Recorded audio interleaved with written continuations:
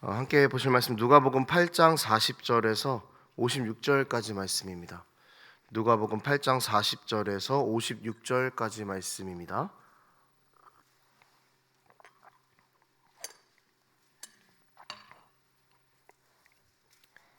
한 절씩 교독하도록 하겠습니다. 예수께서 돌아오심에 무리가 환영하니 이는 다 기다렸음이러라. 여긴 야이로라는 사람이 와서 예수의 발 아래 엎드려 자기 집에 오시기를 간구하니 이는 자기에게 12살 된 외딸이 있어 죽어가미러라. 예수께서 가실 때에 무리가 밀려들더라. 아무에게도 고침을 받지 못하던 여자가 예수의 뒤로 와서 그의 옷가에 손을 대니 혈루증이 즉시 그쳤더라. 예수께서 이르시되 내게 손을 댄 자가 누구냐 하시니 다 아니라 할 때에 베드로가 이르되 주여 무리가 밀려들어 미나이다. 예수께서 이르시되 내게 손을 댄 자가 있도다. 이는 내게서 능력이 나간 줄 알미로다 하신대 여자가 스스로 숨기지 못할 줄 알고 떨며 나와 엎드려 그 손댄 이유와 곧 나은 것을 모든 사람 앞에서 말하니 예수께서 이르시되 딸아 내 믿음이 너를 구원하였으니 평안히 가라 하시더라. 말하되 당신의 딸이 죽었나이다. 선생님을 더 괴롭게 하지 마소서 하거늘 예수께서 들으시고 이르시되 두려워하지 말고 믿기만 하라. 그리하면 딸이 구원을 얻으리라 하시고 그 집에 이르러 베드로와 요한과 야고보와 아이의 부모 외에는 함께 들어가기를 허락하지 아니하시니 모든 사람이 아이를 위하여 울며 통곡하며 예수께서 이르시되 울지 말라. 죽은 것이 아니라 잔다 하시니 예수께서 아이의 손을 잡고 불러 이르시되 아이야 일어나라 하시니 그 영이 돌아와 아이가 곧 일어나거늘 예수께서 먹을 것을 주라 명하시니 함께 있습니다. 그 부모가 놀라는지라 예수께서 경고하사 이 일을 아무에게도 말하지 말라 하시니라. 오늘 본문은 한 이야기 안에 또 다른 이야기가 들어가 있는 구조의 그 샌드위치 구조로 되어 있는 그런 본문입니다. 예수님께서 야이로의 청을 듣고 가신 것 40절에서 42절까지 나온 것이 윗방이고요. 49절에서 56절 그 혈루증 걸린 여인을 만난 부분이 아랫방입니다. 그 야이로의 딸을 고친 부분이. 그리고 43절에서 48절까지가 그 혈루증 걸린 여인을 고친 부분, 이 빵에 대해 햄이라고 부를 수 있는 그런 부분입니다. 이 부분들은 따로따로인 이야기처럼 느껴지지만요, 사실은 한 흐름 안에서 이해될 수 있는 그런 본문입니다. 샌드위치를 보통 같이 먹습니다. 뭐 빵하고 햄을 간혹가다 분리해서 먹는 사람이 있기는 하지만 보통 같이 먹는 거죠. 그러니까 함께 이 본문을 볼 땐 이 모든 본문, 야이로의 딸을 살리러 가는 과정과 혈루증 걸린 여인을 고치는 이 과정을 하나의 본문 안에서 흐름을 가지고 좀 이해를 해야 된다라는 것입니다. 먼저 본문 안에서 드러나는 특징이 하나 있습니다. 율법이라는 그 주제가 드러나는데요. 이 회당장이 와서 예수님께 내 딸을 고쳐달라고 이렇게 이야기합니다. 이 회당장은 회당을 관리하는 사람이죠. 그리고 하나님께 드리는 그런 예배를 준비하는 그런 역할을 맡은 사람이었습니다. 정확하게 보면 이 회당장은 율법이라는 것에 굉장히 순종했던 사람이고 율법이라는 틀에 갇혀 있는 유대인이라고 볼 수 있는 것입니다. 그런데 이 회당장은 율법을 알고 있고 율법을 지키려고 노력하는 사람이었음에도 불구하고 그 당시 율법의 틀을 늘 깨셨던 예수님께 손을 뻗었다라는 것입니다. 율법이라는 하나의 주제가 또 등장합니다. 그리고 두 번째 본문에 보면은요, 혈루증 걸린 여인도 역시 율법을 어긴 여인이었습니다. 율법에 따르면 피가 안에서 밖으로 나오는 상태에 대해서는 부정하다라고 이렇게 이야기를 하고 있습니다. 그리고 이 당시 사람들은 이것을 관례로 이 여인은 부정한 여인이다라고 그렇게 생각을 했습니다. 율법에서 부정하다고 여기는 여인, 이 여인이 사람들 사이를 비집고 가서 예수님의 몸에 손을 대고 있습니다. 그러니까 그 율법에서 벗어나려는 그 처절한 몸부림이 또 이 여인에게 있는 것이죠. 그리고 예수님께서도 사실은 이 율법 여인이 손을 대기는 했지만 부정한 것에 손을 대었다라는 점에서 예수님도 역시 율법을 어긴 사람이 되는 것이죠. 예수님께서는 그런데 이 본문 안에서요, 율법의 한계를 계속해서 지적하십니다. 혈루증 걸린 여인에게는요 48절에서 내 믿음이 너를 구원하였다라고 말씀하시고요, 50절에서는 야이로에게 두려워 말고 믿기만 하라라고 말씀하십니다. 그러니까 믿음이 계속해서 강조가 되는 거죠. 그러니까 구원은 율법으로 주어지는 것이 아니라 그 율법이라는 틀을 깬 믿음으로 주어지는 것이다라는 것을 강조하는 것이 이 본문 안에서 첫 번째로 우리가 발견할 수 있는 부분입니다. 예수님께서 접촉하신 부분, 여인과 접촉을 했고요. 또 야이로의 자녀의 그 시신을 손을 잡고 또 일어나게 하셨죠. 그러니까 시체를 만지는 것, 부정한 자와 접촉하는 것도 율법적으로 금지되어 있던 내용입니다. 그런데 예수님께서는 이런 율법의 틀을 다 파괴하시고 사람 둘을 살려내시죠. 그러니까 율법의 강조점이 있다는 것이 아니라 예수님 스스로에게 강조점이 있다는 것입니다. 이것을 좀 연결해서 생각해 보면 구원은 믿음으로 받되 예수 그리스도를 믿는 믿음으로 구원을 받는 것이다라는 것, 이 메시지가 숨겨져 있는 것이 오늘 이 샌드위치 구조의 본문의 내용입니다. 그런데요, 이 예수님을 믿는 믿음으로 구원을 받는다라는 것, 여기까지는 사실 우리가 모두 다 믿음을 가지고 반응할 수 있는 부분들입니다. 다 머리로는 알 수 있는 부분들이라는 거죠. 그러면서 우리도 많이 이렇게 이야기합니다. 예수님 의지해야 맞지. 예수님 붙잡아야 살 수 있지. 그러니까 이렇게 우리가 생각은 합니다. 근데 문제가 있다면은요, 늘 우리가 이렇게 인정하는 것 사이에서 우리가 생각하는 것이 이루어지기까지 시간이 늘 지체된다라는 그런 문제가 있습니다. 오늘 본문을 보면은요, 계속해서 야이로의 딸이 죽어가는 그런 과정입니다. 야이로가 예수님께 갔죠. 그리고 내 딸을 고쳐달라고 이야기했습니다. 그러니까 살려달라고 하지 않았습니다. 그러니까 예수님이 조금만 더 빨리 가셨다면, 예수님이 조금만 더 서두르고 그 혈루증 걸린 여인을 만나지 않으셨다면 야이로의 딸은 살 수 있었을 것입니다. 그런데 예수님은 혈루증 걸린 여인을 고치시면서 시간을 지체하는 모습을 보이고 계십니다. 이 43절에 보면은 큰 무리가 따라가며 예수님을 애워싸며 밀더라라고 되어 있습니다. 그러니까 예수님께서는 굳이 그 사람이 많이 붐비는 곳을 통과하셨습니다.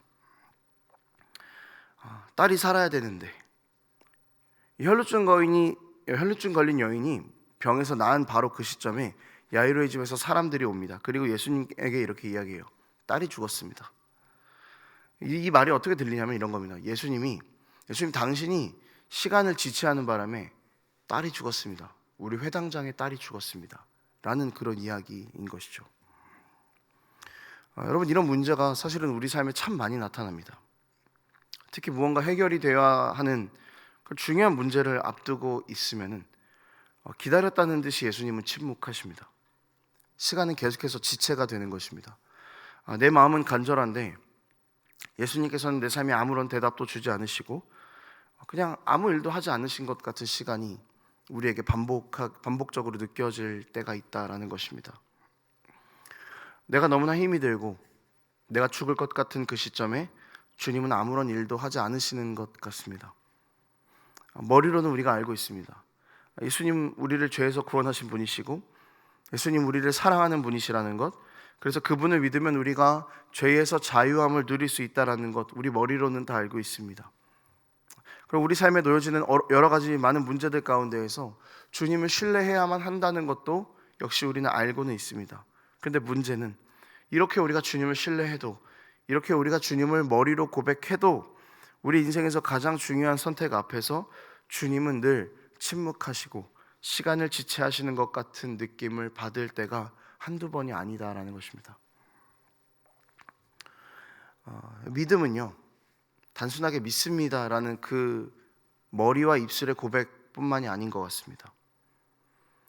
혈루증 걸린 여인도 예수님을 믿어서 예수님 앞에 왔을 거 아니에요. 회당장 야이로도 예수님을 믿기 때문에 예수님께 왔을 거 아니에요. 그런데 예수님께서는 이들에게 믿으라라고 말씀하십니다. 믿어서 온 사람한테 믿으라라고 이야기하십니다. 믿음을 좀 재정의해야 된다라는 뜻인 것 같아요. 믿음은 그 대상의 모든 것을 믿는 것입니다.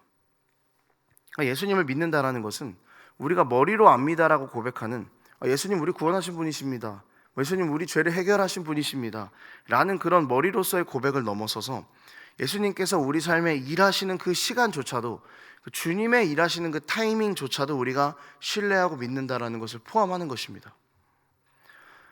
예수님께서 우리 삶에 무언가를 이루시려고 하는 그 시점이 분명히 있는데, 가만히 생각해 보면 예수님의 시점은 늘 우리보다 늦거나 혹은 너무 빠릅니다. 너무 느릴 때도 있습니다. 그래서 우리가 한숨을 쉴 때가 있어요. 하지만 여러분, 믿음은요, 아직 이루어지지 않은 시점과 우리가 이루어지면 좋겠다라고 생각하는 그 시점 사이에서 조급해하지 않는 것입니다. 주님을 재촉하지 않는 것입니다. 주님을 원망하지 않는 것입니다. 가장 좋은 때에 주님이 일하실 것을 기대하는 것, 이 우리와 주님의 시간의 차이조차 믿는 것, 여러분, 그것이 믿음이라는 것입니다. 우리는 누구나 우리 인생이 우리 계획대로 흘러가기를 바랍니다. 그리고 거기에 예수님을 끼워 넣습니다. 주님, 제 인생의 타이밍은 바로 여기입니다. 왜 주님 여기서 일하시 않으십니까? 주님, 내 딸이 죽게 생겼는데 주님 왜 바로 오지 않으셨습니까? 그런 거잖아요. 주님, 내 삶은 지금 바로 이루어져야 하는데 내가 열심히 이렇게 노력하고 열심히 이렇게나 기도하는데 왜 주님 나에게 아무런 열매를 주지 않으십니까? 원망했던 우리의 삶이 한두 번이 아니지 않습니까? 우리 삶에서 결정해야 하는 문제가 커지면 커질수록 이 원망은 더 커져만 갑니다. 그런데요, 우리 인생을 돌아보면은 주님께서 지체하셨던 그 시간에는 이유가 있었다라는 것을 우리는 깨닫게 됩니다. 그 시간에 주님께서는 늘 뭔가를 준비하고 계셨습니다. 내가 더 주님 의지할 수 있게 준비하고 계셨습니다. 이것을 경험하면서 우리의 믿음은 그렇게 조금씩 성장해 나가는 것입니다.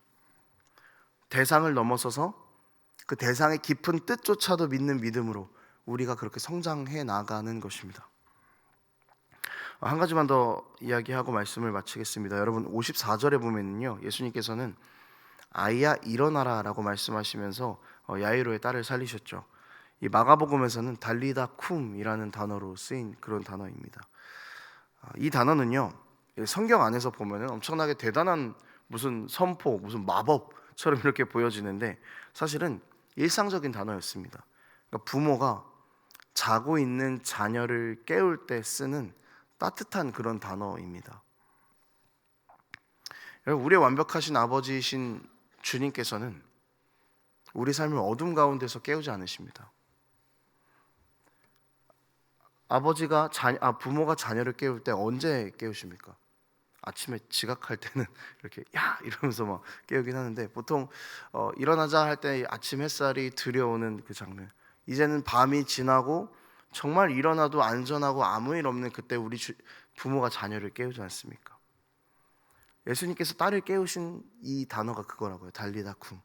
이제 일어날 때가 됐다. 이제 너의 모든 어둠이 거쳤으니 너는 일어나도 좋다라는 뜻입니다. 주님께서는 우리 인생의 힘듦과 고난이 다 씻겨나갈 그 타이밍을 다 예비해 두셨습니다. 그리고 우리가 자고 있는 이 시간, 우리의 그 어둠의 그 시간에 우리를 바라보고 계시다가 가장 완전한 인생의 그 시점에 우리를 깨우고 응답하십니다. 우리의 가장 자상하고 가장 완전하고 가장 완전한 하늘 아버지와 살아가는 인생이 우리의 인생입니다. 그러니 우리는 그 아버지를 재촉할 필요가 없습니다. 그 아버지가 조용하다고 우리가 조급해할 필요 없습니다. 가장 자상하신 아버지이신 주님께서 우리의 손을 놓지 않으십니다. 우리는 인생의 어두운 터널과 고난 속에서 반드시 깨어나게 될 것입니다. 그분의 계획 안에서 우리는 반드시 일어나게 될 것입니다. 그러니 우리 여러분, 주님의 손을 꼭 잡고 그 손을 놓지 않는 여러분들의 삶이 되기를 축복합니다. 말씀 정리하겠습니다. 여러분, 주님께서는 우리를 위해서 죽으셨습니다. 죽으신 그분께서 우리 삶에 응답하지 않으실 이유가 없죠. 주님께서는 우리를 위해서 십자가에서 하나님 아버지의 손을 놓치고 죽으셨습니다. 우리가 하나님의 손을 잡게 하려고 그분께서는 아버지의 손을 놓치셨습니다. 그런 주님이 우리 삶에 침묵하실 이유가 없습니다. 세상을 만드셨죠. 그리고 그 모든 것을 다 우리 품에 안겨주신 분이 주님 아니십니까? 그분이 우리 삶에 자상하게 일하지 않으실 이유가 없다라는 것입니다. 그러니 여러분, 우리가 주님을 함께 신뢰할 수 있었으면 좋겠습니다. 주님의 시점은 반드시 우리에게 옵니다. 때로는 우리가 원하지 않는 방법일 때도 있겠지만 그것은 우리에게 가장 선한 방법으로 다가오게 될 것입니다. 아직 오지 않는 그 주님의 시간을 기다리며 우리 인생이 주님 더 신뢰하고 붙잡겠다고 그렇게 단단해져가는 믿음으로 살아가는 우리가 되기를 소망합니다. 기도하겠습니다. 하나님 아버지, 우리는 연약하여서 우리의 시점대로 우리의 모든 삶이 흘러가기를 원합니다. 그러나 주님, 이제 우리가 이런 우리의 조급함들을 다시 내려놓습니다. 주님께서 일하실 그 시간이 가장 완전하고 선한 시간임을 고백하며 우리의 욕심을 내려놓고 주님을 재촉하던 우리의 행동들을 내려놓습니다. 하나님, 우리가 잠잠히 주님만 의지하오니 주님, 우리 삶 가운데 일하여 주시옵소서. 인생의 어두운 터널 가운데 서 있을 때에 그 터널에서 나오게 하시고 빛을 비춰주실 분이 주님이시라는 그 영원한 천국의 소망을 붙잡고 살아가는 우리가 되도록 아버지 함께하여 주시옵소서. 감사드립니다. 예수 그리스도의 이름으로 기도합니다. 아멘.